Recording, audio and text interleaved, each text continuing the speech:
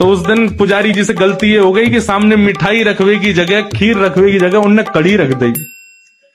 कड़ी रख दी, कड़ी के पीछे चावल रख दिए, चावल के पीछे मिष्ठान रखा और सब सजा दिए सामने।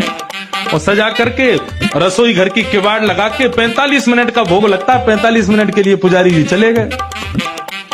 45 मिनट बाद जैसे ही पुजारी जी भीतर आए तो क्या देखा, सिंहासन पर ठाकुर जी है ही नहीं। ठाकुर जी है ही नहीं वहां पर। पुजारी जी बोले, अरे भैया ठाकुर जी कहाँ गए? पूरे मंदिर में हल्ला है, वो सब इकट्ठे है गए, ठाकुर जी कहाँ चले गए? कोई न कहीं बोले छोटे से ठाकुर जी है सके इनमें कढ़ाईयन में गिर गए हो छानो। तो सिंहासन के आगे वाली जो कड़ी की कढ़ाई ही कई जैसे ही छानी तो वहां में ठाकुर जी निकल आए।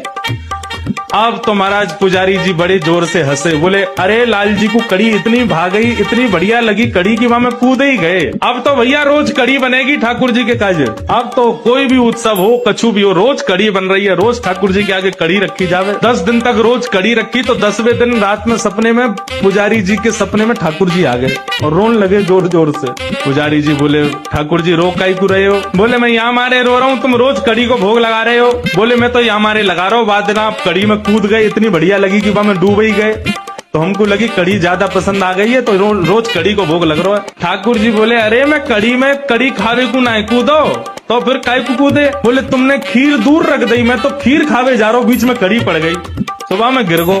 अब तुमको लगी कि मुझको कड़ी पसंद है तो रोज कड़ी को भोग लगा रहे हो। भैया मैं तो खीर खावे जा रहा हूँ। फिर पुजारी जी ने क्षमा मांगी, अरे हमसे अपराध है गयो। तब से फिर ठाकुर जी को मिठाई आगे रखी जाए, वाके पीछे नमकीन सामग्री रखी जाए। अगला पार्ट देखने के लिए यहाँ क्लिक करो और सब्सक्राइब करो। बोलो राधे राधे।